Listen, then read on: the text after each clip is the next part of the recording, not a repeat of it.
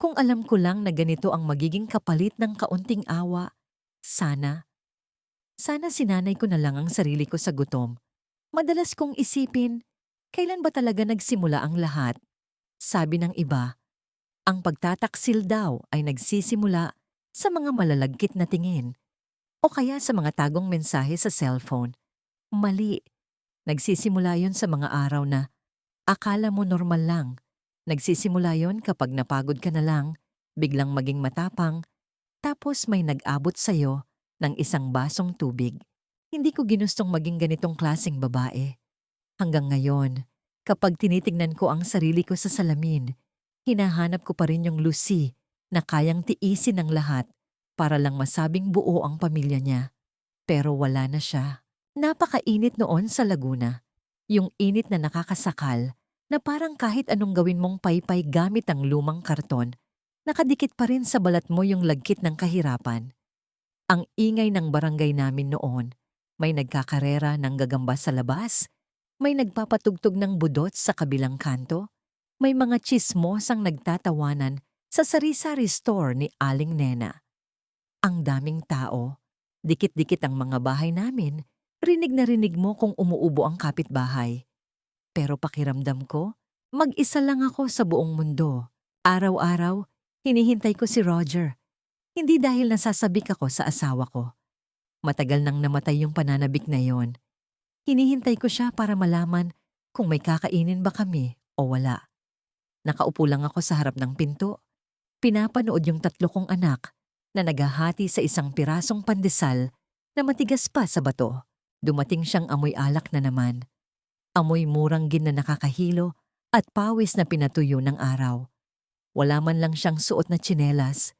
Puro putik yung mga paa niya na dumungis sa sahig na kararampaso ko lang. Pumasok siya. Hindi man lang tinignan ang mga bata. At dumiretso sa lata ng gatas ni Bunso kung saan ko tinatago yung barya. Galing sa paglalabada ko kahapon. Roger, wag naman yan. Pagmamakaawa ko, nakahawak sa braso niya. Naramdaman ko yung tigas ng kalamnan niya nang tangkain niyang iwaksi ang kamay ko. Pambili namin ng bigas yan bukas. Maawa ka naman. Wala pang kinakain sina Intoy mula kaninang tanghali. Pero itinulak niya lang ako ng marahas.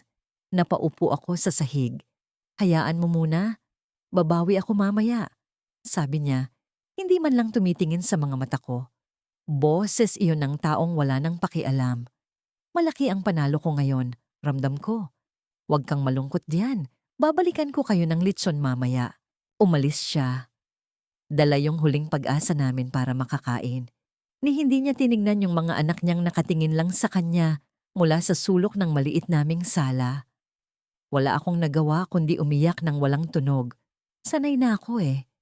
Sanay na akong maging basurahan ng mga pangako niya. Ang sakit lang kasi hindi man lang ako makasigaw dahil baka marinig ng mga kapitbahay. Sa barangay namin, ang kahirapan ay pwedeng pag-usapan pero ang asawang nambubugbog at nagnanakaw ng barya ng sariling anak. Nakakahiya. Kasalanan pa rin ng babae kung bakit nagkakaganyan ang asawa niya. Mga 6:00 ng gabi nang may kumatok. Madilim na. Akala ko si Roger. Kaya pinunasan ko agad ang mga mata ko gamit ang laylayan ng duster ko. Ayokong makita niyang umiiyak ako. Baka magalit na naman at sabihing nag-iinarte ako. Pero pagbukas ko ng pinto, hindi siya. Si Tito Fred. Nakasuot siya ng kupas na asul na polo shirt na paborito niya. Yung may maliit na mansa ng lumang pintura sa laylayan. May hawak siyang maliit na plastic bag na puti. Pag-abot niya sa akin, napansin ko yung mga kamay niya. Magaspang, may naiwang lupa sa mga kuko dahil sa maghapong pagtatanim sa likod bahay niya. Pero nanginginig ng kaunti na parang nag-aalangan. Tumunghay siya at nakita ko yung nangiti niya. Isang ngiti na palaging may halong lungkot. Mula nang mamatay si Tita Carmen, 5 taon na ang nakakalipas. Lucy, sabi niya. Ang boses niya, laging mahinahon. Parang hindi bagay sa maingay at magulong barangay namin. Napadaan ako sa palengke kanina. May sobra akong ulam, naisip ko baka gusto ng mga bata. Alam kong alam niya. Alam niyang umalis si Roger na walang iniwang pera. Tabi-tabi lang ang mga bahay namin. Imposibleng hindi niya narinig ang pagmamakaawa ko kanina. Ang pamangkin niya ang nanakit sa akin at heto siya ngayon. Pilit tinatakpan ng kasalanan ng sariling dugo. Naku, Tito Fred, nakakahiya po. May nakasalang na po kaming sinaing. Pagsisinungaling ko. Ang totoo, pinapakulo ko na lang yung natirang kape para iyon na lang ang ibigay sa mga bata bago matulog. Hindi niya pinilit. Hindi niya rin pinahalata na alam niyang nagsisinungaling ako. Hindi niya ako ipinahiya sa sarili kong kahinaan. Inilapag niya lang yung plastic bag sa ibabaw ng maliit naming mesa na gawa sa palutsina. Iwan ko na lang dito, Lucy. Sayang mapapanis lang sa bahay. Sagot niya habang iniiwas ang tingin niya sa mga matang namumula ko. Wala naman akong kasabay kumain doon. Alam mo naman, masyadong malaki ang bahay para sa isang matandang tulad ko. Bakit ganun? Bakit sa simpleng sinabi niyang yon, gusto kong umiyak ng malakas? Bakit mas masakit pa yung pag-intindi niya kesa sa pananakit ng asawa ko? Hanggang na ngayon, tinatanong ko pa rin ang sarili ko, ano ba talaga ang naramdaman ko noong gabing yon? Pasalamat ba sa pagkain para sa mga anak ko? O pagkauhaw sa konting kalinga? Bakit ang daling tanggapin ng tulong niya? Pero ang hirap lunukin ng katotohanan ng isang kamag-anak pa ng asawa ko, ang nakakakita sa halaga ko bilang tao? Hindi ko alam. Siguro pareho. Siguro parehong gutom ang sikmura ko at ang kaluluwa ko. O baka naman, baka nandoon na yung tukso, nagtatago lang sa likod ng salitang pamilya. Pag alis niya, sinarado ko ang pinto. Pinuntahan agad ng mga bata yung mesa. Kinuha ko yung plastic bag para buksan. May mainit na kanin at adobo na halatang kaluluto lang, hindi sobra, tulad ng sinabi niya. Pag-angat ko ng plastic para ilagay sa mga plato, may naamoy ako. Hindi amoy alak, hindi amoy sugal, o amoy pawis ng kalsada na laging dala ni Roger. Amoy safeguard na puti. Yung malinis, simpleng amoy ng sabon na naiwan sa hawakan ng plastic dahil sa pagkakahawak niya. Napatigil ako. Walang nakatingin, kaya ipinaamoy ko ng bahagya sa sarili ko yung plastic. Sa loob ng 3 segundo, 3 maikling segundo, naramdaman kong ligtas ako sa loob ng sarili kong bahay. At doon ko naramdamang may isang maliit na pader sa puso ko, ang tuluyang gumuho. Sabi nila, ang pagod daw ng katawan, madaling idaan sa tulog. Pero paano kung ang pagod ay nakabaon na sa buto? Yung paggising mo pa lang sa umaga, pakiramdam mo ubos na ubos ka na, kahit wala ka pa namang ginagawa. Kung alam ko lang kung gaano kadelikado ang pagiging sobrang pagod, sana humanap ako ng paraan para magpahinga. Kasi kapag pagod ka na, mas madaling maghanap ng sasandalan, mas madaling magkamali. Kinabukasan matapos ang gabing yon, maaga akong nagising. 4:00 pa lang ng madaling araw, nakababad na ang mga kamay ko sa palanggana. Malamig ang tubig, pero mas malamig yung pakiramdam sa loob ng bahay namin. Nakahiga pa rin si Roger sa lumang papag. Umuwi siyang 3:00 na ng madaling araw. Walang dalang litson tulad ng ipinangako niya, kundi amoy ng alak at asong gala. Dinig na dinig ko ang malakas niyang paghilik. Bawat tunog, parang pako na ibinabaon sa ulo ko. 6:00 nang magsimulang magkagulo ang mga bata. Oras na para pumasok. Umiiyak ang bunso ko kasi hindi ko pa natatahi yung natanggal na butones sa uniforme niya. Yung panganay ko, nagrereklamo dahil basa pa ang sapatos niya. Ako naman, karga-karga ko ang palanggana ng mga basang damit papunta sa sampayan habang pilit pinapakalma ang mga bata. Gusto ko nang sumigaw. Gusto kong ibato yung palanggana. Sa mga sandaling iyon, nakita ko si Tito Fred. Nakatayo siya sa may bakod namin, nakasandal sa paborito niyang padyak na ginagamit niya panghakot ng mga gulay. Napansin ko agad yung suot niyang lumang relong balat na kulay kayumanggi. Sobrang luwag na sa pulso niya kaya panay ang tupi niya sa braso para hindi mahulog. Rinig ko ang pamilyar na tunog ng kanyang pudpod na tsinelas habang naglalakad siya palapit sa amin. Pero ang hindi ko makalimutan ay yung mga kamay niya. Yung malalaki at magagaspang niyang kamay na punong-puno ng kalyo mula sa pagkakarpintero, dahan-dahang pinunasan ng luha at sipon ng bunso ko. Napakalambot ng kilos niya, taliwas sa hitsura ng mga kamay niyang sanay sa hirap. "Lucy, ako na maghahatid sa kanila," sabi niya. Tumingin siya sa akin at nakita ko na naman yung nangiti niyang may halong lungkot. Para makapaglaba ka ng maayos, baka mahuli pa sila sa klase. Gusto kong tumanggi. Gusto kong sabihin na, kaya ko po tito, trabaho ko to. Pero bago pa makabuka ang bibig ko, inalalaya na niya ang mga bata papunta sa padyak niya. Tuwang-tuwa ang mga anak ko. Kay Tito Fred, hindi sila natatakot. Hindi tulad kapag si Roger ang kaharap nila na parang laging may kailangang iwasan. Pinanood ko silang umalis. Pinanood ko ang likod ni Tito Fred habang pinapadyak niya ang bisikleta. Malapad ang mga balikat niya, tuwid ang likod, matibay. Isang lalaking kayang magdala ng bigat. At doon nagsimula ang mga tanong na hanggang na ngayon, bumabagabag pa rin sa akin. Bakit ba ako nagkukumpara? Bakit bigla kong naisip kung ano kayang pakiramdam kung ganoon ang asawa ko? Kasalanan ba na humanga sa kabaitan ng ibang tao? O kasalanan kasi? Kapatid siya ng biyenan ko. Hindi ko alam kung kailan naging higit pa sa pasasalamat ang nararamdaman ko. Nagpapasalamat lang ba talaga ako kasi tinulungan niya ako sa mga bata? O natutuwa ako kasi may isang lalaking nakapansin na hirap na ako? Bumalik ako sa loob ng bahay. Madilim pa rin. Umalingaw-ngaw na naman ang paghilik ni Roger. Tinitigan ko siya. Tinitigan ko ang asawa kong nakabuka pa ang bibig. Walang pakialam sa mundo. Walang pakialam kung buhay pa ba kami o mamamatay na sa gutom.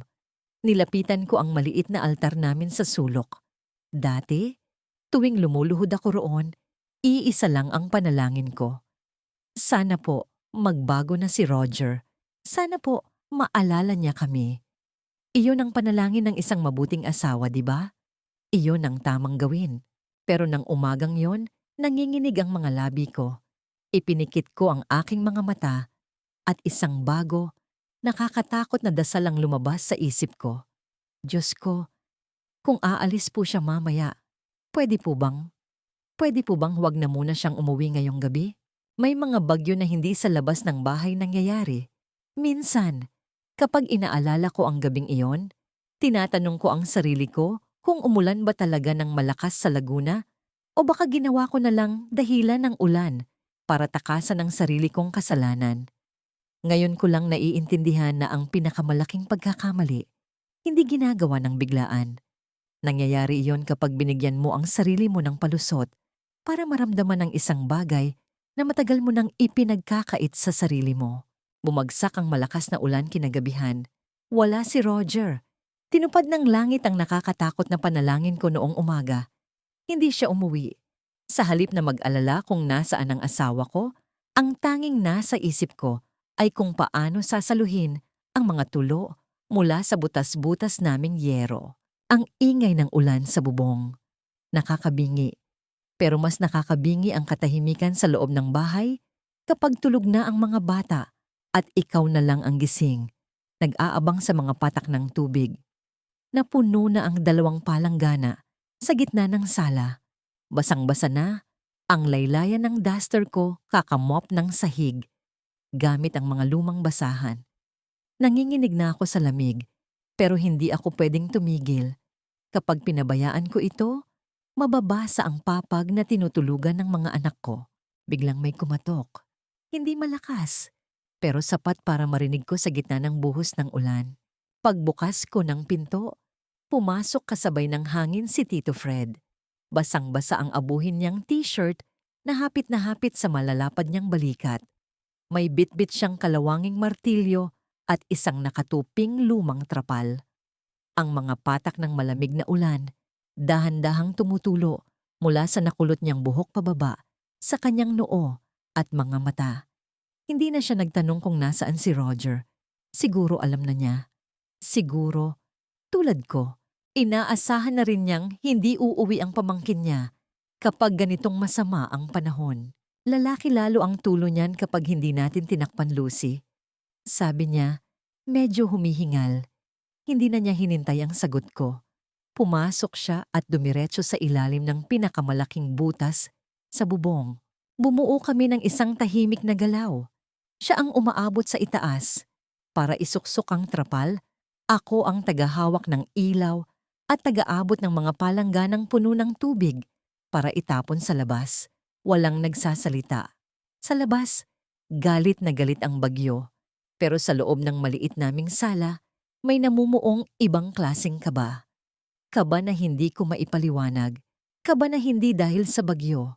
Nang mapuno na naman ang isang malaking timba, yumuko ako para buhatin ito. Mabigat. Nanginig ang mga braso ko kaya muntik ko na itong mabitawan. Pero bago pa bumagsak ang timba, may sumalo mula sa ibaba. Mga kamay ni Tito Fred. Hinawakan niya ang magkabilang gilid ng timba, pero sa pagmamadali niya, pumatong ang malalaki at magagaspang niyang daliri sa ibabaw ng mga daliri ko. Tumigil ang mundo ko. Pakiramdam ko tatalon palabas ng dibdib ko yung puso ko. Napakalamig ng tubig ulan, pero ang init ng mga kamay niya, isang init na tumagos mula sa balat ko, papunta sa mga ugat na matagal nang namanhid. Hindi ko binawi ang kamay ko. 1 segundo, 2, 3 segundo. Nakatingin lang kami sa timba. Ramdam ko ang lalim ng paghinga niya. Ramdam ko ang panginginig ng sarili kong mga daliri sa ilalim ng hawak niya. Alam kong dapat ko nang bitawan. Alam kong dapat akong umatras at humingi ng pasensya. Kapatid siya ng biyenan ko. Pamangkin niya ang asawa ko. Mali ito. Napakamali nito. Bakit hindi ako gumalaw? Ginaw lang ba talaga ito? At naghahanap lang ako ng init? O ito yung kalungkutan kong sumisigaw? Nagmamakaawang hawakan ako ng isang taong hindi ako sinasaktan. Sadya ba yung pagtagal ng kamay niya? O aksidente lang? At ako lang itong naglalagay ng mali siya? Hanggang ngayon, hindi ko masagot. Ang alam ko lang, sa 3 segundong yon, naramdaman kong buhay ako. Isang buhay na babae, hindi lang isang asawang nagtitiis. Dahan-dahan siyang nag-angat ng tingin. Nagtama ang mga mata namin sa dilim na bahagyang naiilawan ng flashlight. May lungkot sa mga mata niya, pero may iba rin doon. Isang pag-unawa. Isang pag-amin na pareho kaming may nararamdaman na hindi pwedeng pangalanan. Ako na, Lucy. Mahinang sabi niya.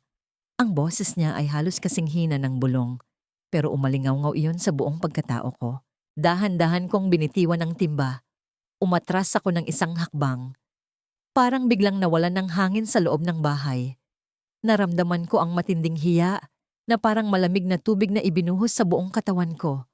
Ano ba itong ginagawa ko? Tumayo siya bitbitang timba at naglakad papunta sa pintuan para itapon ang tubig sa labas. Nakatalikod siya sa akin. Pero nakita ko ang pagtaas-baba ng balikat niya. Parang pinapakalma rin niya ang sarili niya. Kinuha ko ang basahan para punasan ang natitirang tubig sa sahig. Pilit kong ibinabalik ang sarili ko sa realidad. Asawa ako ni Roger. Nanay ako ng 3 bata. Hindi ako pwedeng mag-isip ng ganito. Pero pag-angat ko ng tingin papunta sa nakabukas na pinto kung saan nagtatapon ng tubig si Tito Fred, nanlamig ang buong katawan ko. May kidlat na biglang pumunit sa langit.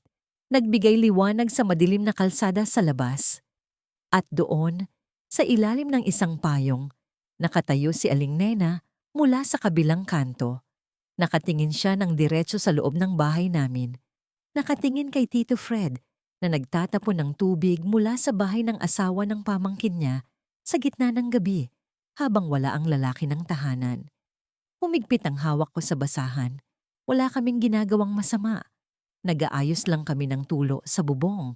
Pero alam ko at alam ng puso ko na nagtatago sa dilim na ang 3 segundong paghawak na yon ay mas malakas pa sa kahit anong bagyo. At sa barangay namin, Hindi mo kailangang gumawa ng malaking kasalanan para mahusgahan. Kailangan mo lang mag-iwan ng isang maliit na puwang para sa duda. Sabi nila, kapag wala kang ginagawang masama, wala kang dapat ikatakot. Matapang ka dapat. Pero paano kung yung mismong puso mo ang nagtataksil sa'yo? Paano mo ipagtatanggol ang sarili mo sa mga mapanghusgang tingin kung sa loob-loob mo, alam mong may bahagi ng tsismis na yon na totoo? Hindi man sa gawa, pero sa nararamdaman. Umaga pagkatapos ng ulan, amoy basang lupa at lumang yero ang buong barangay. Maaga akong lumabas para bumili ng tigpipisong kape at 1 kilong bigas na inutang ko pa sa sari-sari store ni Aling Nena. Ginamit ko yung natirang barya ko mula sa paglalabada para kahit paano may mainit na isasabaw ang mga bata bago sila pumasok. Mula pa lang sa kanto, rinig ko na yung maingay na radyo ni Aling Nena. Tumutugtog ng mga lumang kanta sa AM station. Pagdating ko sa tapat ng tindahan niya, may 3 babaeng nakatambay. Mga kapitbahay kong nakadaster na kupas ang mga bulaklak, may mga bitbit na plastik ng pandesal, at may mga ngiting biglang napawi pagkakita sa akin. Huminto yung tawanan nila, yung klase ng katahimikan na alam mong ikaw ang pinag-uusapan nila bago ka pa dumating. Pabili po ng kape, Aling Nena, sabi ko. Pilit pinapatatag ang boses ko. Nakatingin lang ako sa mga garapon ng candy na maalikabok, iniiwasan ang mga mata nila. Inabot sa akin ni Aling Nena yung kape. Binilang niya ng mabagal yung barya ko. Tapos, narinig ko ang mahinang boses ni Mareng Susan, yung kapitbahay naming pader lang ang pagitan sa bahay namin. Mabuti pa yung bubong niyo, Lucy. May nagkukumpuni kahit gabi na. Sabi niya, sabay sip-sip sa hawak niyang kape sa plastik.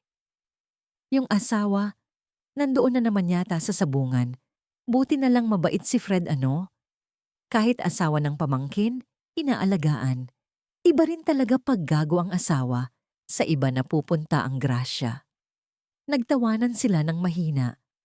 Mga tawang pilit tinatakpan ng kamay, pero sadyang pinalalakas para marinig ko. Namula ang buong mukha ko. Parang may nagbuhos ng kumukulong mantika sa magkabilang tainga ko. Gusto kong sumagot. Gusto kong isumbat sa kanila na wala silang alam sa paghihirap ko. Na nag-ayos lang kami ng bubong dahil nababasa na ang mga anak ko. Pero anong sasabihin ko? Na nanghawakan ang mga kamay namin sa ibabaw ng timba? At 3 segundo kong ginusto na huwag siyang bumitaw? Hindi ako makasagot kasi alam kong sa mga segundong yon, nagkasala ako sa isip ko. Kinuha ko yung bigas at naglakad palayo ng mabilis. Nanginginig ang mga tuhod ko. Pilit kong pinipigilan ang pagtulo ng luha ko. Ang dumi-dumi ng tingin nila sa akin. Buong buhay ko sa barangay na ito, tiniis ko ang bugbog at pambababae ni Roger para lang masabing matino akong asawa, tapos sa isang gabi lang, ako pa ang naging masama. Papasok na sana ako sa eskinita, papunta sa bahay namin nang makita ko siya. Si Tito Fred. Nakatayo siya sa gilid ng daan. May suot na kupas na sombrero para pananggalang sa araw. May bitbit siyang brown paper bag na pamilyar sa akin. Madalas siyang bumili ng mainit na pan de coco doon sa panaderya sa bayan para ibigay sa mga bata. Nang makita niya ako, umaliwalas agad ang mukha niya. Umayos siya ng tayo, bahagyang inayos ang nag-usot niyang puting t-shirt at ngumiti. Isang ngiting napakainit, napakabait. Hahakbang na sana siya palapit para batiin ako. Hahakbang na sana siya para mag-alok na naman ng tulong. Pero narinig ko ulit sa isip ko yung tawa ng mga tsismosa sa tindahan. Iba rin talaga paggago ang asawa. Sa iba napupunta ang grasya. Umigting ang pangako. Ibinaba ko ang tingin ko sa putikang sapatos ko. At sa unang pagkakataon, mula nang magsimula siyang maging mabuti sa akin, nilagpasan ko siya. Hindi ko siya binati. Hindi ko siya tiningnan. Binilisan ko ang lakad ko na parang hindi ko siya kilala. Parang dumi na iniiwasan ko sa kalsada. Sa peripheral vision ko, nakita ko ang paghinto ng mga paa niya. Narinig ko ang mahinang pagkaluskos ng paper bag na hawak niya nang dahan-dahan itong bumaba sa gilid niya. Hindi ko na kailangang lumingon para malaman kung anong mukha ang ginawa niya. Alam kong nasaktan ko siya. Ramdam na ramdam ko yung bigat ng pagkalito at pagkapahiya niya doon sa inasal ko. Pagpasok ko ng bahay, isinara ko agad ang pinto at isinandal ang likod ko sa kahoy. Napapikit ako at napahawak sa dibdib ko. Ang bilis ng tibok ng puso ko at ang sakit. Bakit ang sakit? Wala namang kaming relasyon. Wala kaming ginagawang masama. Bakit parang pakiramdam ko? Nakipaghiwalay ako sa taong hindi ko naman naging nobyo. Bakit ang bigat sa pakiramdam na iparamdam sa kanya na kailangan ko siyang layuan? Hanggang ngayon, hindi ko alam kung ginawa ko ba yon para protektahan ang pangalan ko o para protektahan ang sarili ko mula sa pagkahulog ko sa kanya. Lumipas ang maghapon na parang lutang ako. Hindi ako lumabas ng bahay. Hindi ko binuksan ang mga bintana. Parang gusto kong itago ang sarili ko sa buong mundo. 3:00 ng hapon, tahimik na naglalaro ng Julen ang mga bata sa sahig. Tahimik din ang paligid. Nakasandal lang ako sa dingding, nakatingala sa kisame na tinakpan namin ng trapal kagabi. Tapos, may narinig akong mahinang kaluskos mula sa bintanang jalusi. Narinig ko ang mahinang pagkiskis ng papel sa salamin. Dahan-dahang may isinuksok na isang maliit, nakatuping papel na may linya. Yung galing sa lumang notebook. Nahulog iyon sa sahig. Wala akong narinig na yabag papalayo. Alam kong nakatayo lang siya doon, sa kabilang pader. Hinihintay kung pupulutin ko yon o hindi. Nanginginig ang mga kamay ko nang abutin ko ang papel. At nang buklatin ko ito, 3 maiikling salita lang ang nakasulat gamit ang asul na ballpen. Pero sapat na para tuluyang magiba ang pilit kong itinatayong pader. Nandito lang ako. Yan ang nakasulat sa kapirasong papel na isinuksok niya sa jalusi. Pinunit mula sa isang lumang notebook ng grade school. Asul na ballpen. Madiin ang pagkakasulat, lalo na yung letrang O, parang nanggigigil o nag-aalangan bago isinulat. 3 salita. Walang paliwanag, walang tanong. Walang panunumbat kung bakit ko siya nilagpasan sa kalsada kanina. Sana pinunit ko na lang. Sana pagkabasa ko, itinapon ko sa kalan para maging abo kasama ng mga tuyong kahoy na panggatong. Iyon ang tamang gawin ng isang matinong asawa, di ba? Pero alam niyo kung anong ginawa ko. Tiniklop ko yung maliit na papel nang paulit-ulit hanggang maging kasing laki na lang ito ng barya. Tapos, isiningit ko sa loob ng garter ng lumang bra ko, malapit sa dibdib ko. Tanggapin ko man o hindi noon, kailangan ko yung gaspang ng papel na yon sa balat ko para maramdaman kong may kumakampi sa akin. Lumipas ang 3 araw, naging 5 araw, naging 1 buong linggo. Tinupad ko ang pangako ko sa sarili ko. Umiwas ako. Naging 1 multo ako sa sarili kong bahay. Kapag naririnig ko yung pamilyar na yabag ng pudpod niyang tsinelas sa labas ng bakod namin, humihinto ako sa paglalaba at pinipigilan ko ang paghinga ko hanggang sa makalayo siya. Kapag nakikita ko ang padyak niya na paparating sa kanto, mabilis akong pumapasok sa loob at kinakandado ang pinto. Nagkukunwaring may ginagawa sa kusina. Akala ko, kapag hindi ko siya nakita, mawawala. Akala ko, ang tukso ay parang apoy na. Kapag hindi mo ginatungan, mamatay ng kusa. Mali ako. Ang layo pala, lalong nagpapalalim ng uhaw. Napakabingi ng katahimikan sa pagitan ng mga bahay namin. Ang ingay-ingay ng barangay, yung radyo ni Aling Nena, yung mga asong kumakahol, yung mga batang naglalaro ng tumbang preso sa kalsada. Pero pakiramdam ko, nakakulong ako sa isang garapon na walang hangin. Namimiss ko yung amoy ng safeguard. Namimiss ko yung boses niyang nagtatanong kung nakakain na ba kami. Namimiss ko yung pakiramdam na may isang taong nag-aalala kung pagod na ako. Isang gabi, umuwi si Roger. Amoy alak na naman, may dalang supot ng murang chicharon. Nagalit siya kasi walang nakahaing mainit na sabaw sa mesa. Sinigawan niya ako. Inihagis niya yung sapatos niyang puro putik sa pader. Muntik nang matamaan yung bunso kong natutulog sa papag. Dati, iiyak ako sa ganitong sitwasyon. Dati, Susuko ang mga tuhod ko sa takot at magmamakaawa ako. Pero nung gabing yon, habang dinuduro niya ako at sinasabihang wala akong kwentang asawa, nakatingin lang ako sa kanya. Manhid na manhid ako. Hindi ako nasasaktan sa mga sinasabi niya. Kasi sa totoo lang, nandoon ang isip ko sa kabilang bahay. Habang sinisigawan ako ng asawa ko, ang tanging tinatanong ng isip ko ay, gising pa kaya si Tito Fred? Naririnig kaya niya kami? Naiisip kaya niya ako? Nang humiga si Roger at nagsimulang humilik, pumunta ako sa kusina at tahimik na umiyak. Bakit ganon? Bakit mas masakit pa palang umiwas sa taong gusto mong makita kesa tanggapin ang mga sigaw ng taong nananakit sa'yo?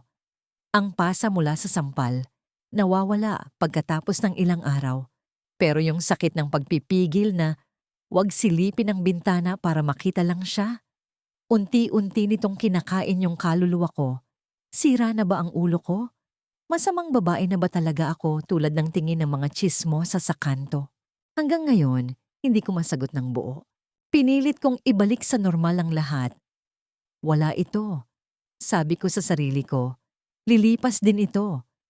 Kailangan ko lang patigasin ang puso ko. Hanggang sa dumating ang gabi ng Martes. Napakainit noon. Walang pumapasok na hangin sa loob ng bahay namin. Sira yung kaisa-isa naming electric fan. Nakatali lang ng alambre yung leeg para hindi bumagsak pero hindi na umiikot ang elisi. Nakaupo ako sa sahig. Pinapaypayan gamit ang lumang anahaw ang 3 kong anak na siksikan sa iisang manipis na banig. Mag-aalas 2 na ng madaling araw nang biglang umiyak ang bunso ko. Pungay na pungay ang mga mata niya. Paghawak ko sa leeg niya, napaso ang palad ko. Sobrang init niya. Hindi lang sinat. Parang apoy ang buong katawan niya. Anak, anak, sandali lang, tarantang bulong ko. Kumuha ako ng palanggana at bimpo para punasan siya. Pero bago ko pa madampi ang basang tela sa noo niya, biglang tumigas ang buong katawan niya. Nagsimula siyang manginig. Umatras ang mga itim sa mata niya. Nagkumbulsyon ang anak ko. Diyos ko, Intoy, Intoy, wag! Napasigaw na ako. Nanginginig ang buong katawan ko habang kinakarga ko siya. Basa ng pawis ang maliit niyang sando. Sinubukan kong suksukan ng malinis na tela ang bibig niya para hindi niya makagat ang dila niya. Umiiyak na rin yung 2 ko pang anak sa takot. Kailangan ko si Roger. Kailangan ko ang asawa ko. Kinuha ko yung lumang keypad phone ko na nakatali pa ng rubber band kasi natatanggal na yung baterya sa likod. Pinindot ko yung numero niya. Nanginginig ang mga daliri ko, kaya ilang beses akong nagkamali. Ilang beses nagring ang telepono bago niya pinatay ang tawag. Nandoon na naman siguro siya sa sugalan. O baka sa ibang babae. Hindi ko alam at wala na akong pakialam. Tinawagan ko ulit. The number you dialed is either unattended or out of coverage area. Pumagsak ang luha ko sa screen ng cellphone. Nanghihina ang mga tuhod ko habang yakap-yakap ang nanginginig kong anak. Wala akong pera. Wala ni isang pisong duling sa loob ng bahay. Paano ko siya dadalhin sa ospital? Paano kung mamatay ang anak ko dito sa loob ng madilim na bahay na ito? Sa gitna ng pag-iyak ko, napatitig ako sa nakasarang pinto. Sa kabila ng pader na yon, may isang taong alam kong hindi ako tatalikuran. May isang taong nagsabing, nandito lang ako, pero paano ako kakatok? Paano ko siya haharapin pagkatapos ko siyang itaboy at tratuhin na parang sakit na nakakahawa nitong mga nakaraang araw? Ang kapal ng mukha ko kung hihingi ako ng tulong sa kanya ngayon. Lalong lumakas ang panginginig ng anak ko sa bisig ko. Unti-unting namumutla ang mga labi niya. Wala na akong pakialam sa hiya. Wala na akong pakialam sa tsismis ni na Aling Nena. Wala na akong pakialam kung anong isipin ng buong mundo sa akin. Nanay ako bago ako naging asawa. Binalot ko ng kumot ang anak ko. Binuksan ko ang pinto, hinarap ang malamig na hangin ng madaling araw, at tumakbo ako palabas, diretso sa bahay ng lalaking. Paulit-ulit kong ipinangako sa sarili ko na lalayuan ko na habang buhay. May mga kasalanan na ginagawa mong gising ang isip at may mga kasalanan na nangyayari dahil masyado ka ng pagod para lumaban. Kapag inaalala ko ang madaling araw na yon, kinikilabutan pa rin ako. Hanggang ngayon, madalas kong tanungin ang sarili ko sa harap ng salamin. Nanay ba talaga akong matatawag? Paano ko nagawang makaramdam ng ginhawa sa bisig ng ibang lalaki habang nag-aagaw buhay ang sarili kong anak sa kabilang kwarto? Wala na akong pakialam sa hiya ng kalampagin ko ang pinto niya. Halos mabakbak yung balat sa mga buko ng daliri ko sa kakapukpok sa matigas na kahoy. Tito Fred, parang awan niyo na. Tulungan niyo kami. Sigaw ko, kasabay ng malalakas na hagulgol. Nanginig ang buong katawan ko habang yakap-yakap ko ang nanginginig ding si Intoy. Bumukas ang pinto. Bumungad siya. Tatlong bagay agad ang napansin ko, mga detalyeng nakapako na yata sa utak ko habang buhay. Una, baligtad yung suot niyang manipis na puting sando. Halatang minadali niyang isuot pagkarinig sa sigaw ko. Pangalawa, may bahid ng uling yung gilid ng pisngi niya. Siguro nakatulog siya habang nagpapakulo ng tubig bago ako kumatok. At pangatlo, wala siyang tsinelas. Nakayapak siya sa malamig na semento, pero hindi niya ininda. Pagkakita niya sa nangingitim na labi ni Intoy, nawala ang antok sa mga mata niya. Wala siyang tinanong. Wala siyang sinabing kahit ano. Kinuha niya agad yung bata mula sa mga braso ko. Kunin mo yung kumot, Lucy. Bilis. Sa padyak tayo. Utos niya. Ang boses niya ay buo, matatag. Walang bakas ng pag-aalinlangan. Isang boses na alam kung anong gagawin. Sa buong biyahe namin papuntang ospital sa bayan, hindi ako tumigil sa pag-iyak. Nakayakap ako kay Intoy sa loob ng maliit na sidecar. Madilim ang kalsada at malamig ang hangin ng madaling araw. Pero nakatingin lang ako sa likod ni Tito Fred. Dinig na dinig ko yung malakas na kaluskos ng kadena ng lumang padyak niya. Bawat diin niya sa pedal, ramdam ko yung bigat ng bawat hakbang. Tumatakas yung pawis sa likod ng sando niya kahit napakalamig ng paligid. Bakit niya ginagawa ito? Bakit niya isinusugal ang sariling hininga at lakas para sa pamilyang hindi naman kanya? Pagdating namin sa emergency room ng ospital, amoy alcohol at lumang linoleum ang sumalubong sa amin. Kinuha agad ng mga nurses si Intoy at ipinasok sa isang kwartong may salamin. Naiwan kaming dalawa sa labas. Umupo ako sa malamig na asul na plastic chair sa hallway. Nanginginig ang mga balikat ko. Nakatingin lang ako sa sahig na puti. Iniisip kung anong klaseng Diyos ang nagpaparusa sa anak ko dahil sa mga kasalanan naming mag-asawa. Naramdaman ko ang pag-upo niya sa tabi ko. Hindi masyadong malapit. May isang upuan ng pagitan namin. Rinig ko ang malalim at mabilis na paghinga niya dahil sa pagkapagod sa pagpadyak ng halos 3 kilometro. Tapos, naramdaman ko ang isang mainit na tela na bumalot sa nanginginig kong mga balikat. Hinubad niya pala yung manipis na sando niya para ipatong sa akin at nanatili siyang nakahubad baro doon sa malamig na hallway. Amoy pawis yun. Amoy ng pagod at kalsada. Pero sa lahat ng pabango sa mundo, iyon lang ang nagpakalma sa umiikot kong sikmura at tumigil ang panginginig ng mga tuhod ko. Ligtas na siya, Lucy. Nandito na tayo, mahinang sabi niya. Hindi ko na napigilan. Bumigay ang mga emosyon ko, pero imbes na sa sarili kong mga palad ako umiyak, sa balikat niya ako napasandal. Isinubsob ko ang mukha ko sa mainit niyang braso at doon ako humagulgol ng walang tunog. Inaasahan kong itutulak niya ako palayo. Inaasahan kong paalalahanan niya ako na, Lucy, asawa ka ng pamangkin ko, pero hindi. Ipinatong niya ang magaspang at malaki niyang kamay sa tuktok ng ulo ko. Dahan-dahan niya itong hinaplos. Isang simpleng haplos na pumunit sa huling pader na pilit kong itinatayo nitong mga nakaraang araw. Sa ilalim ng kumukurap na ilaw ng ospital, walang Aling Nena. Walang Roger na naninigaw. Walang mapanghusgang barangay. Kaming dalawa lang. At sa mga sandaling iyon, nakaramdam ako ng kapayapaan na sobrang tagal ko nang hinahanap. Pero kasunod agad noon ang matinding konsensya. Patawarin ako ng Diyos. Ang anak ko, Nasa loob at tinuturukan ng kung ano-anong gamot. Pero ang nanay niya, nandito sa labas, ninanamnam ang init ng ibang lalaki. Halimaw ba ako? O sadyang uhaw na uhaw lang ako sa taong sasaluhin ako kapag hindi ko na kaya? Hanggang ngayon, umiiyak pa rin ako kapag naiisip ko kung gaano ako naging sakim nung gabing yon. Ginamit ko ang aksidente ng anak ko para maging rason na mapalapit sa kanya nang hindi ko kailangang magpaliwanag sa mundo. Halos 1 oras kaming ganon. Walang salita. Hinihigop namin ang presensya ng isa't isa, parehong alam na bawal, pero parehong pagod na para lumaban pa. Bumukas ang pinto ng ER. Lumabas ang isang puyat na doktor na may hawak na clipboard. Agad kaming napabuntong hininga at sabay na tumayo. Magkatabi kami. Halos magkadikit na ang mga balikat. Mga magulang ni Intoy Ramos, tanong ng doktor. Pabalik-balik ang tingin sa aming dalawa. Natigilan ako. Buka na yung bibig ko para sabihing, hindi po, asawa po ako ni... Pero hindi ko nasabi.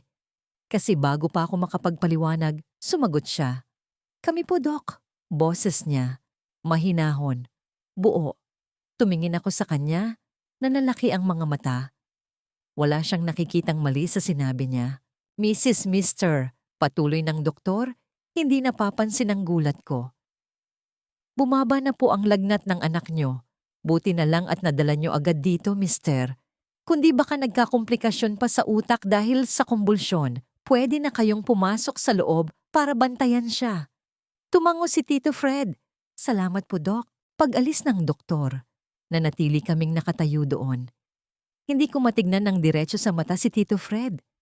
Ang lakas ng tibok ng puso ko, halos umabot na sa lalamunan ko. Bakit hindi niya tinama ang doktor? Bakit hinayaan niyang tawagin kaming mag-asawa? At bakit ang bahagi ng puso ko na dapat ay nagagalit ay biglang nakaramdam ng saya? Dahan-dahan siyang lumingon sa akin. Ang mga mata niyang laging may halong lungkot, ngayon ay may kakaibang kinang. Isang tahimik na pag-amin na pareho naming narinig ang salitang Mr. at Mrs. At pareho kaming pumayag na mamuhay sa ilusyong iyon. Kahit ngayong gabi lang. Puntahan na natin ang anak natin, Lucy. Bulong niya. At sa unang pagkakataon, nang marinig ko ang salitang natin na lumabas sa mga labi niya, hindi ako umatras. Sumunod ako sa kanya papasok sa pintuan. Pilit pinapatahimik ang konsensya ko habang tinatanggap ang papel sa isang pamilyang alam kong imposibleng maging akin. Ang pangarap, kapag hiniram mo lang, mas masakit kapag binawi na ng may-ari. Kapag inaalala ko ang umagang umuwi kami mula sa ospital, naiisip ko, napakabaliw ko pala. Sa loob ng 2 araw, pinaniwala ko ang sarili ko na ligtas ako, na pwede akong maging masaya kahit sa anino lang ng ibang tao. Pero ang realidad, parang naniningil na patingero, laging babalik para bawiin kung ano ang inutang mo. At laging may patong na sakit. Maaliwalas ang umaga nang makabalik kami sa barangay. Mahimbing na natutulog si Intoy sa papag. Nagpaalam si Tito Fred na uuwi muna sa bahay niya para maligo at magpalit ng damit. Bago siya umalis, tumingin siya sa akin. Isang tingin na puno ng kapayapaan. Gusto ko sanang sabihin na huwag na siyang umalis, na dito na lang siya. Pero hindi pwede. 10:00 ng umaga nang biglang bumukas nang malakas ang pinto namin. Halos mapatalon ako mula sa ginagawa kong lugaw sa kusina. Paglingon ko, nakatayo doon si Roger. May 3 bagay agad akong napansin na nagpatayo sa mga balahibo ko sa batok. Una, yung sapatos niya, punong-puno ng tuyong putik na nag-iwan agad ng dumi sa malinis kong sahig. Pangalawa, yung kwelyo ng polo niya, punit hanggang sa may butones, halatang may nakasuntukan o nakahilaan. At pangatlo, yung amoy. Hindi lang alak, amoy ng matapang at murang pabango ng babae na nakadikit sa mismong leeg niya. Hindi siya tumingin sa akin. Ang una niyang napansin ay yung mga plastik ng gamot sa ibabaw ng mesa at yung puting papel na resibo mula sa ospital. Lumapit siya doon at kinuha ang papel. Pilit niyang binasa gamit ang mga matang mapula at hilam sa puyat. Ano to? Malamig na tanong niya. Ang boses niyang yon, mababa, halos paos, iyon ang boses na laging nagpapakaba sa akin. Mas nakakatakot yon kesa kapag sumisigaw siya. Nagkumbulsyon si Intoy kagabi, Roger? Sagot ko. Pilit kong pinapatatag ang boses ko kahit nanginginig na ang mga tuhod ko.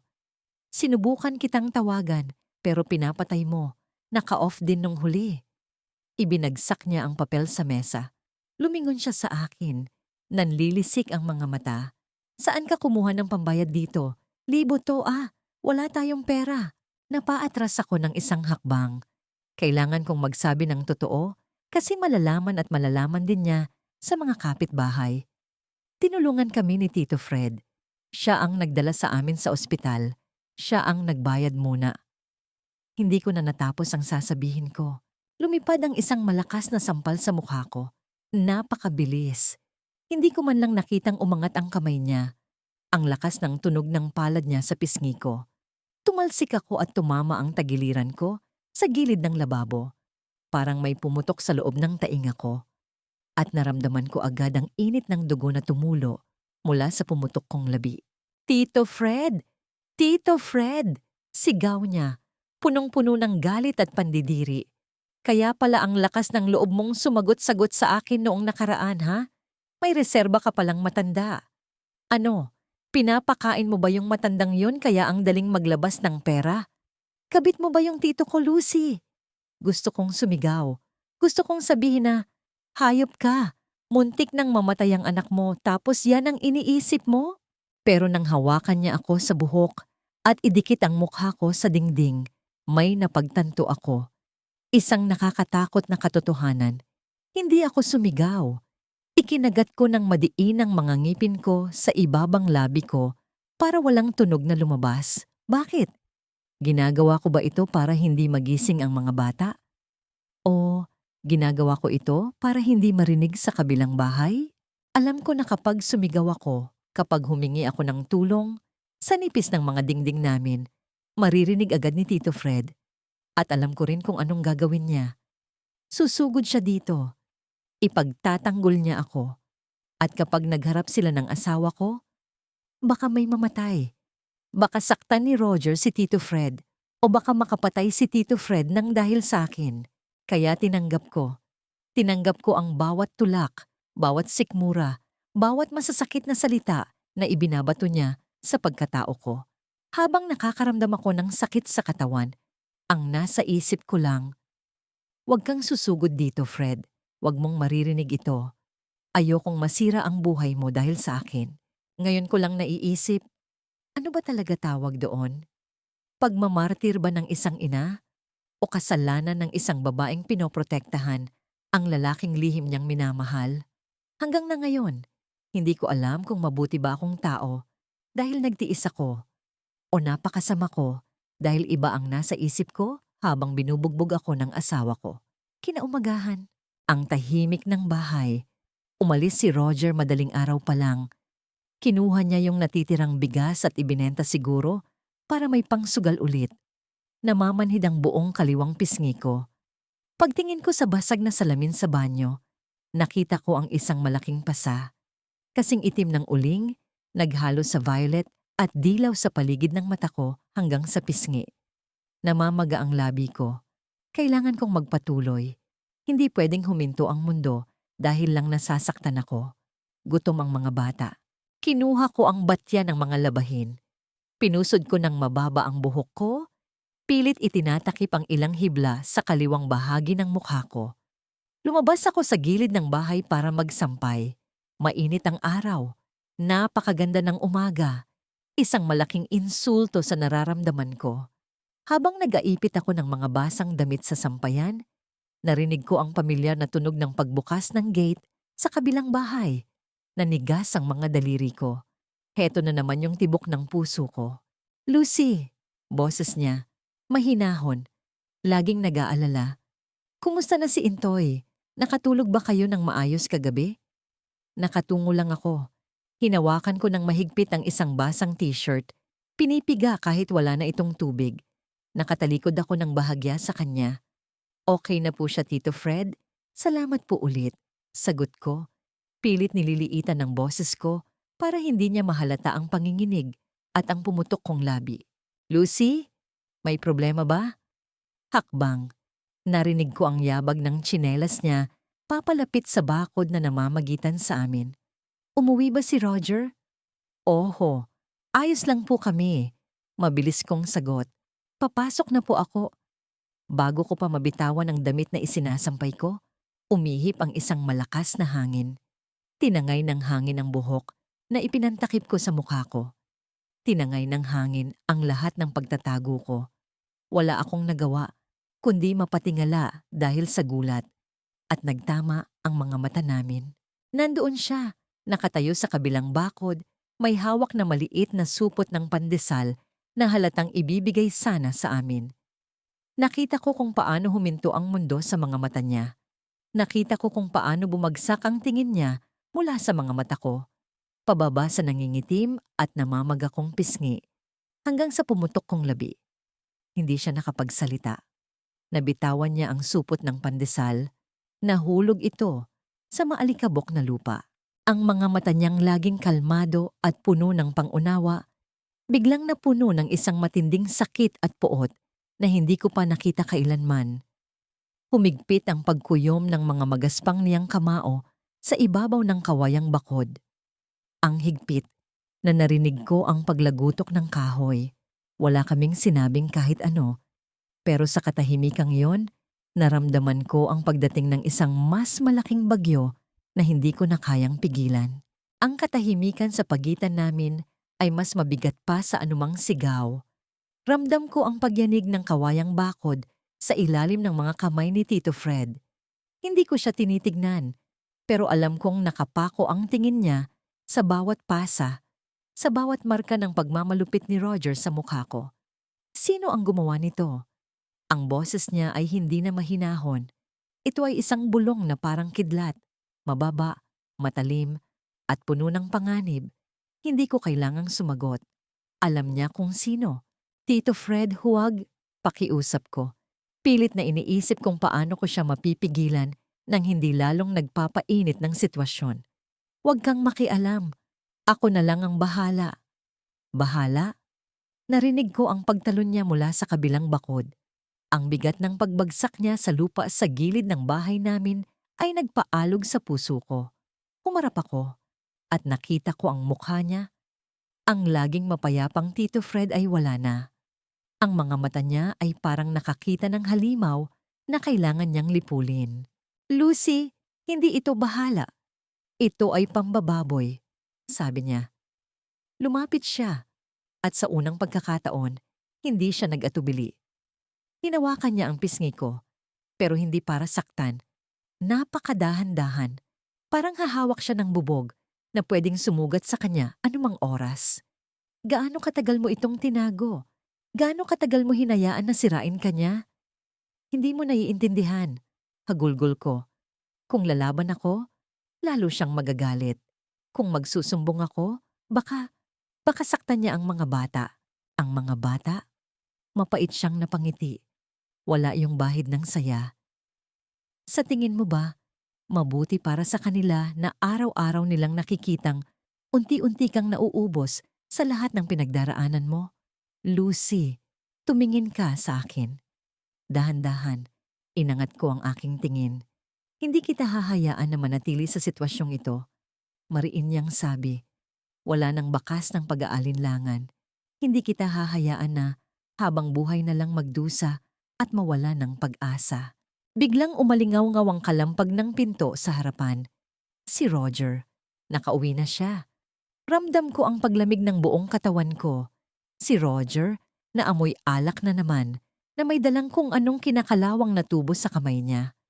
Pagpasok niya sa kusina, natigilan siya. Nakita niya kami ni Tito Fred. Nakita niya ang posisyon namin. Ang kamay ni Tito Fred na nakahawak pa rin sa mukha ko. Ang mga mata ni Roger ay nanlaki sa galit. Hindi siya nagulat. Nagalit siya. para sa kanya, ito na ang katibayan na tama ang hinala niya. Ah, sabi ni Roger, ang boses ay parang galing sa ilalim ng lupa. Kaya pala ang galing mong umarte kanina, Lucy. Kaya pala gusto mong umalis ako agad. Nakahanda na pala ang reserba. Roger, mali ang iniisip mo. Sigaw ko pero hindi na siya nakikinig. Inihagis ni Roger ang tubo sa sahig. Ang ingay nito ay parang putok ng baril sa maliit naming kusina. Ikaw, matandang halang ang kaluluwa. Titigang turo mo pa ang asawa ko, ha? Sumugod si Roger. Sa isang iglap, nasapo ko ang paghinga ko. Akala ko magsusuntukan sila. Pero si Tito Fred, hindi siya sumuntok. Hinarangan lang niya si Roger. Tinulak ito ng malakas para ilayo sa akin at hinarap ito ng buong tapang. Tama na, Roger.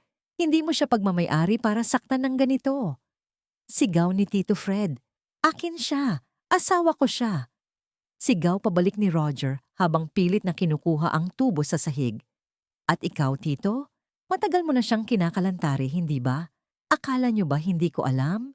Ang mga sumunod na sandali ay parang isang masamang panaginip na paulit-ulit kong nararanasan sa gabi.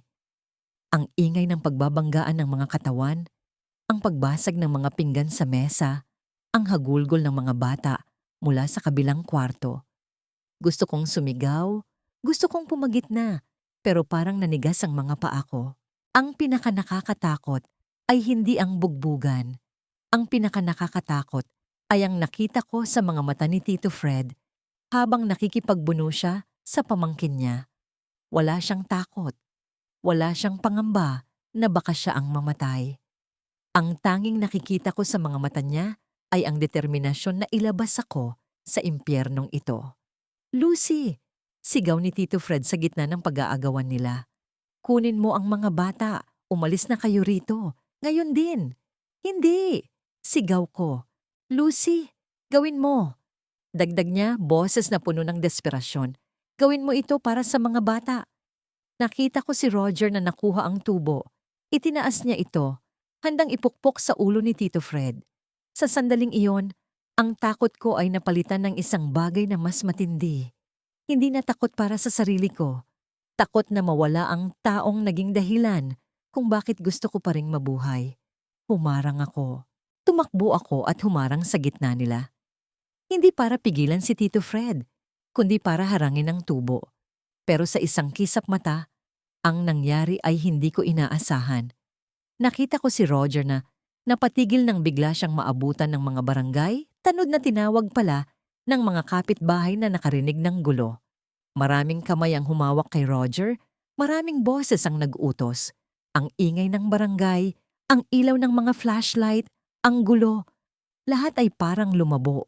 Ang tanging malinaw sa paningin ko ay si Tito Fred. Nakatayo siya sa harap ko, hingal na hingal, duguan ang gilid ng noo.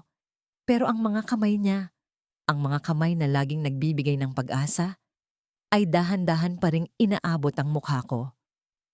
Okay ka lang ba? Tanong niya. Boses na parang nagmamakaawa na sabihin kong Tumingin ako sa paligid. Ang mga kapitbahay, nakadungaw sa bintana, nakatingin sa amin. Ang mga tanod, nilalabas si Roger na palaban pa rin at sumisigaw ng mga sumpa. Ang mga anak ko, nasa labas ng kwarto, takot na takot. Alam ko sa sandaling iyon, wala nang babalikan. Ang hiya, ang tsismis, ang pagkakasira ng pamilya. Lahat iyon ay magiging permanente na. Pero habang nakatingin ako sa mga mata ni Tito Fred, naramdaman ko ang isang kakaibang kalayaan. Nangyari na. Ang kinatatakutan ko, nangyari na. At sa harap ng lahat ng pagkasira na ito, heto kami. Nandito pa rin kami. Hindi na tayo pwedeng bumalik, Fred. Bulong ko, ang boses ko ay basag na basag. Tumingin siya sa paligid, sa mga taong nakatingin sa amin, tapos bumalik ang tingin sa akin.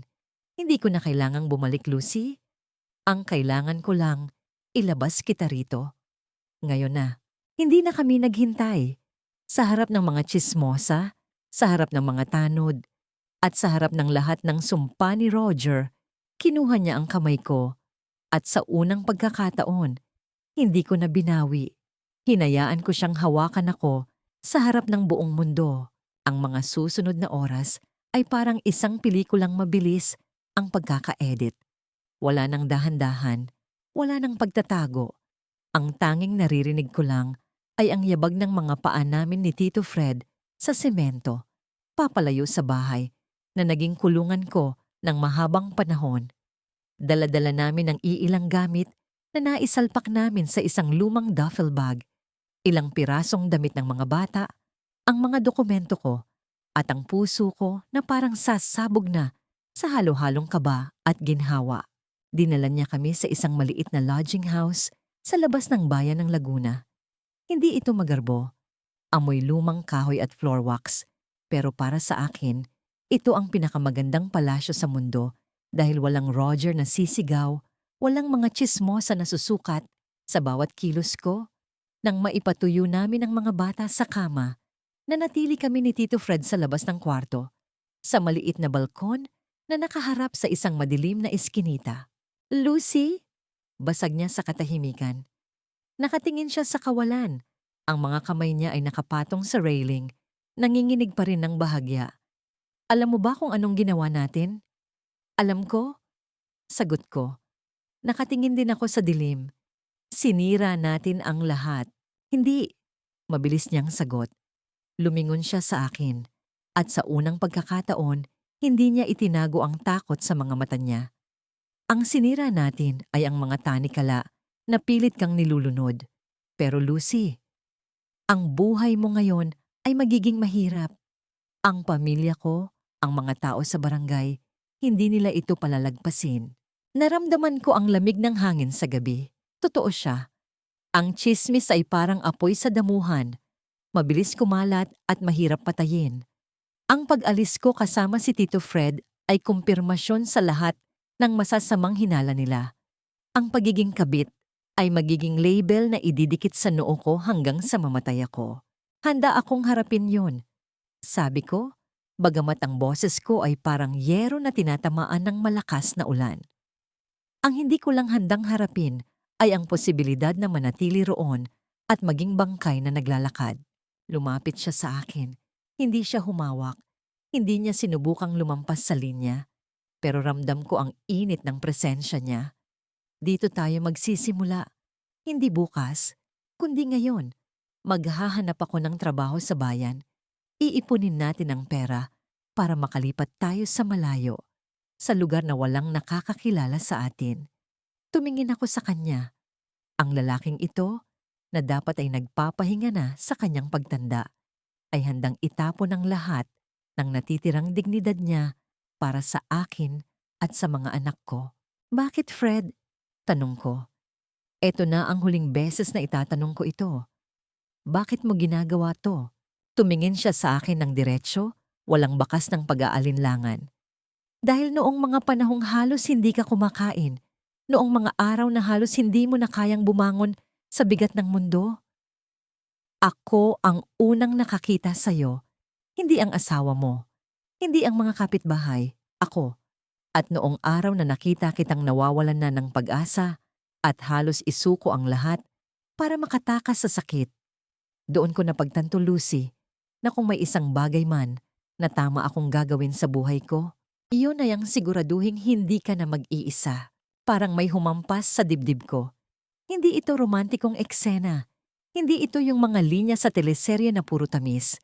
Ito ay pag-amin ng dalawang taong parehong wasak na naghahanap ng paraan para bumuo ng isang bagay sa gitna ng mga guho.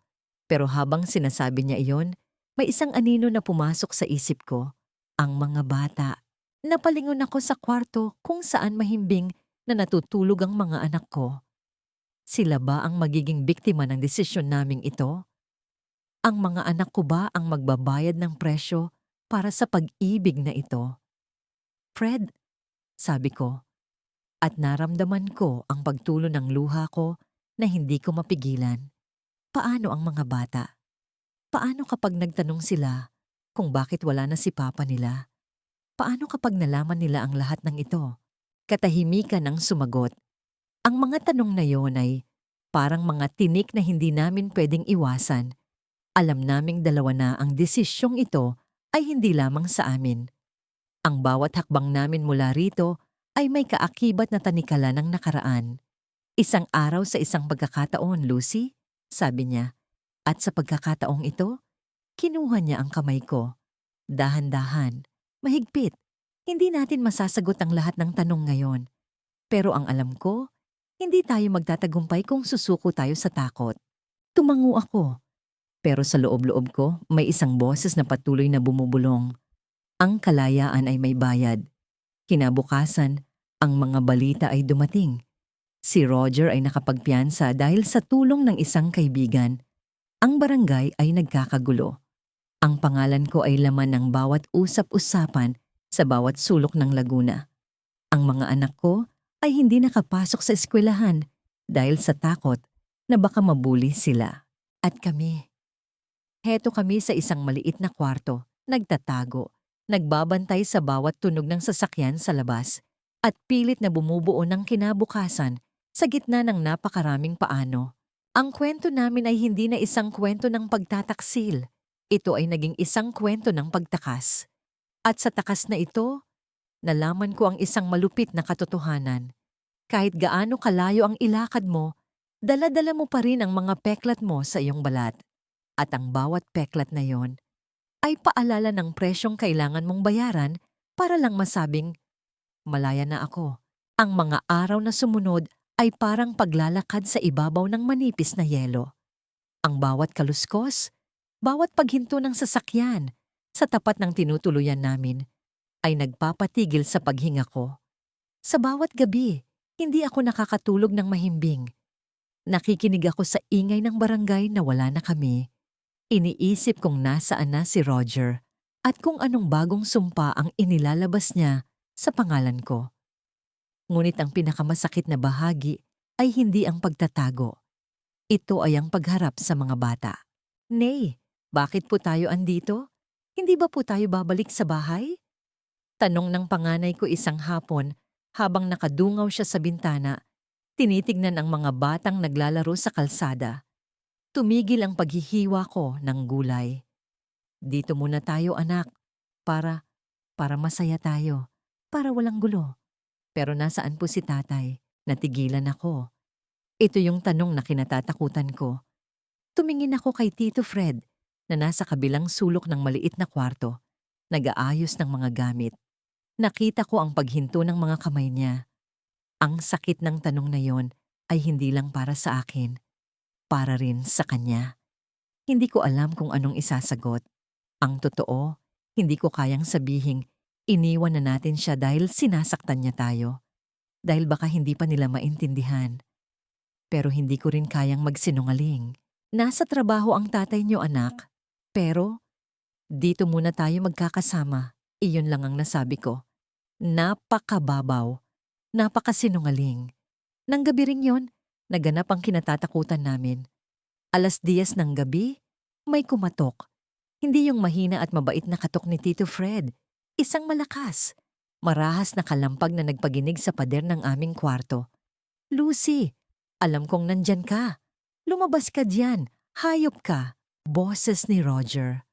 Halos gumuho ang mundo ko. Paano niya nalaman? Paano niya nahanap ang lugar na ito? Naramdaman ko ang paghawak ni Tito Fred sa balikat ko. Pumasok ka sa banyo kasama ang mga bata.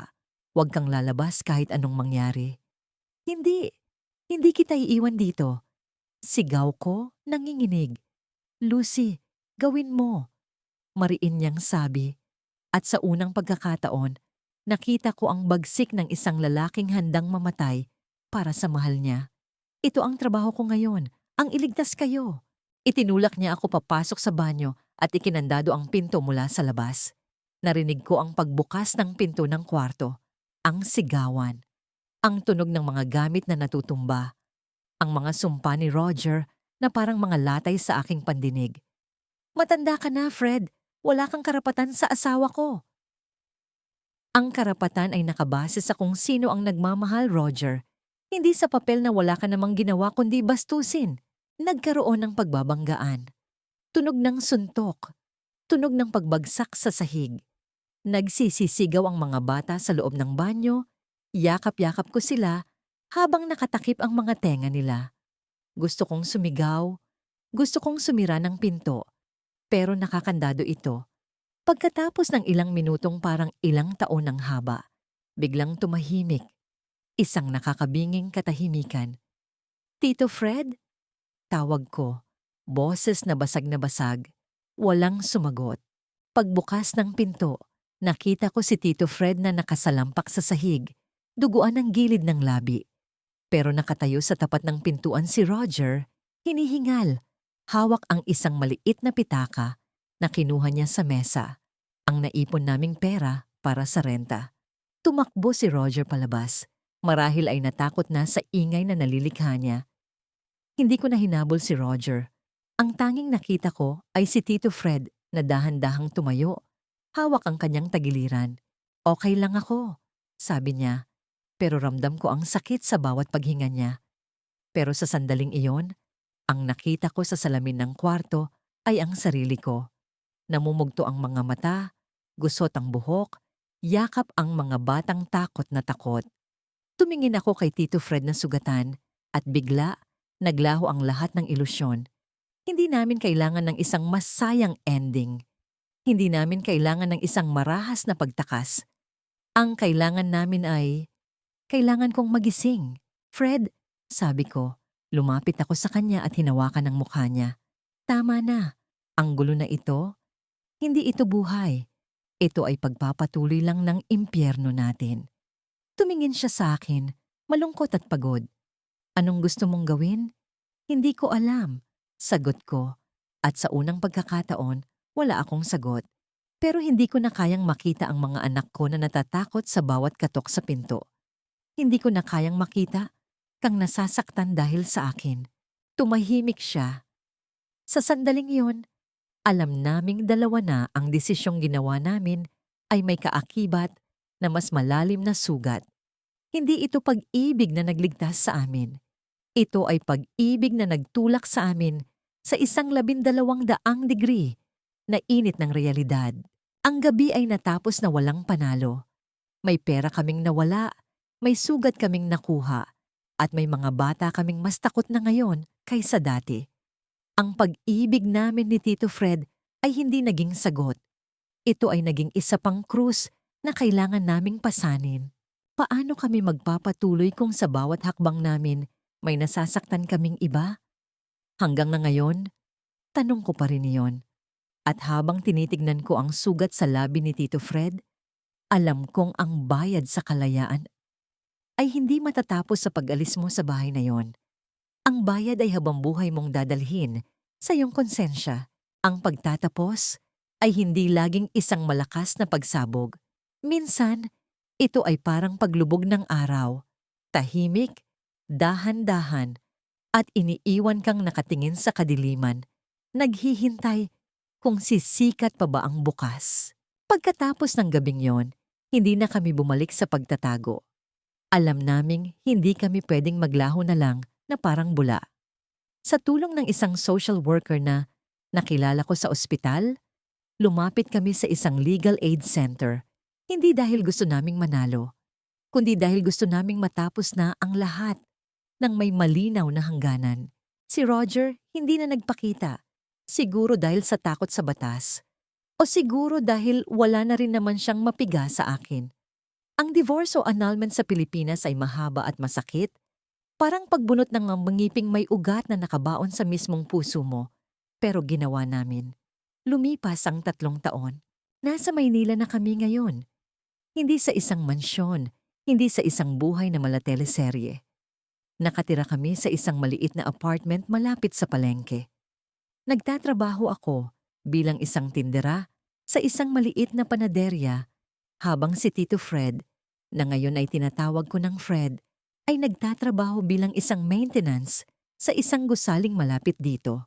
Hindi ito naging madali.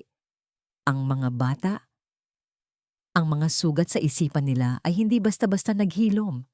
Minsan, sa gitna ng gabi, nagigising pa rin sila sa takot kapag may malakas na kumakatok. At ako, minsan, Kapag nakakakita ako ng lalaking may hawak na bote ng alak, nanlalamig pa rin ang buong katawan ko. At kami ni Fred, hindi na kami ang dalawang taong nagtataguan sa ilalim ng ulan. Hindi na kami yung dalawang taong nangangamba sa bawat yabag sa kalsada. Ang pagmamahalan namin ay hindi na naging apoy na nagbabaga. Ito ay naging parang abo na lang ng nakaraan. Tahimik, mainit pa rin sa loob, pero hindi na nakakasunog. Isang hapon, habang naglalakad kami pauwi galing sa trabaho, dumaan kami sa isang parke. Nakaupo ang mga bata sa damuhan, naglalaro ng saranggula. Tumingin ako kay Fred. May mga puti na ang buhok niya ngayon. May mga bagong guhit na ang mukha niya sa bawat pagtanda, sa bawat pagod na pinagdaanan namin. Lucy, sabi niya, habang nakatingin sa mga bata. Nagsisisi ka ba? Tumingin ako sa paligid. Sa mga simpleng tao, sa ingay ng lungsod na hindi kami kilala, sa kalayaan naming mabuhay nang walang takot. Fred, sagot ko. Noong araw na yon sa Laguna, akala ko ang pag-alis natin ang pinakamalaking pagkakamali ng buhay ko. Akala ko, sinira ko ang lahat. Huminto ako at tumingin sa mga mata niya. Ang mga matang yon na noon ay puno ng lungkot. Ngayon ay puno na ng kapayapaan. Pero ngayong nakikita ko ang mga anak ko na hindi na nakayuko kapag may dumarating na tao. Ngayong nakikita kong kaya ko nang huminga nang walang pangamba. Na-realize ko na hindi natin sinira ang buhay natin. Iniligtas natin ito. Hinawakan niya ang kamay ko. Hindi na yung mahigpit na hawak ng takot, kundi ang banayad na hawak ng isang taong sigurado sa kanyang katabi. Hindi namin kailangan ng marangyang kasal. Hindi namin kailangan ng pag-apruba ng barangay na lumayas kami. Ang kalayaan namin ay nakatayo sa katotohanang ang bawat bukas na gigisingan namin ay hindi na pagbabayad sa nakaraan, kundi pagbuo ng sarili naming kinabukasan. Ang mga peklat, nandoon pa rin. Ang mga tsismis, alam naming naroon pa rin yun sa Laguna, patuloy na bumubulong. Pero wala na kaming naririnig. Nagtungo kami sa mga bata. Pinulot ko ang dulo ng tali ng saranggula na nahulog sa damuhan. Nay, ang taas na! Sigaw ng bunso ko. Oo, anak, sagot ko habang pinapanood itong lumipad ng mataas, malayo sa putik, malayo sa nakaraan. Sa wakas, hindi na ako tumitingin sa likod. Hindi na ako nag-aabang ng katok sa pinto. Ang tanging hinihintay ko na lang ay ang susunod na araw, kung saan hindi ko na kailangang magtago para lang maging totoo. Ang buhay ko ay hindi perpekto, pero sa wakas, ito na ang akin. Ito na ang buhay na binayaran ko ng lahat ng luha ko at sa wakas, masaya na ako sa presyo nito. May mga bagay na hindi natatapos sa isang happy ending na mala pelikula. Ang buhay, lalo na para sa amin ni Fred, ay hindi huminto sa paglipad ng saranggula sa parke. Ang totoo, ang kabanatang ito ay hindi tungkol sa ligaya, kundi tungkol sa pagtanggap sa mga multong patuloy na bumibisita kahit nakalipat ka na ng bahay. Nakatanggap ako ng tawag mula sa isang dating kapitbahay sa Laguna. Sabi niya, si Roger ay nagkaroon ng stroke. Nakaratay raw ito sa isang pampublikong ospital.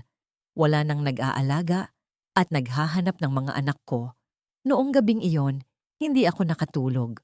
Nakaupo lang ako sa gilid ng kama, nakatingin sa kisame. Ramdam ko ang pag-upo ni Fred sa tabi ko. Hindi siya nagtanong. Hinintay lang niya ang susunod kong sasabihin. Fred! Basag ko sa katahimikan. Sabi nila, nasa ospital na siya. Hindi siya sumagot agad. Ramdam ko ang paghigpit ng hawak niya sa kama.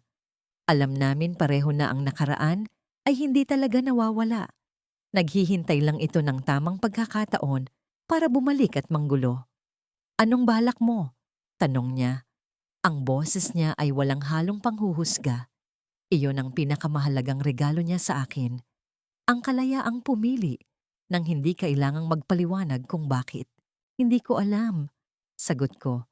Galit ako, Fred. Galit ako sa lahat ng ginawa niya. Galit ako dahil hanggang ngayon, ramdam ko pa rin ang takot kapag nakakarinig ako ng malakas na katok. Pero, nanay ako. At ang mga bata, kahit hindi sila mahal ni Roger, dugo pa rin nila yon. Tumayo si Fred at naglakad patungo sa bintana. Tanaw niya ang mga ilaw ng syudad sa ibaba. Kung babalik tayo doon para harapin siya, hindi ibig sabihin na bumabalik tayo sa dati. Maaari nating harapin ang nakaraan nang hindi hinahayaang kainin tayo nito muli. Kinaumagahan, bumiyahe kami pabalik sa Laguna. Ang lugar na dati ay piitan ko. Ngayon ay mukhang maliit na lang at kupas. Ang bahay namin? Wala na. Ang mga dingding na dati ay saksi sa bawat pasa ko. Ngayon ay giniba na at ginawang bodega. Pagpasok namin sa ospital, ang amoy ay pamilyar.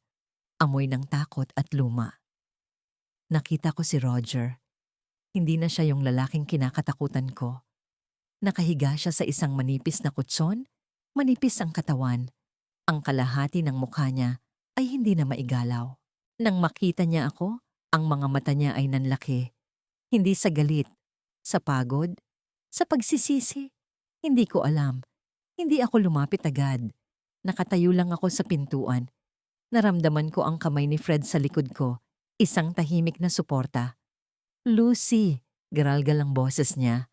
Halos hindi ko na siya makilala.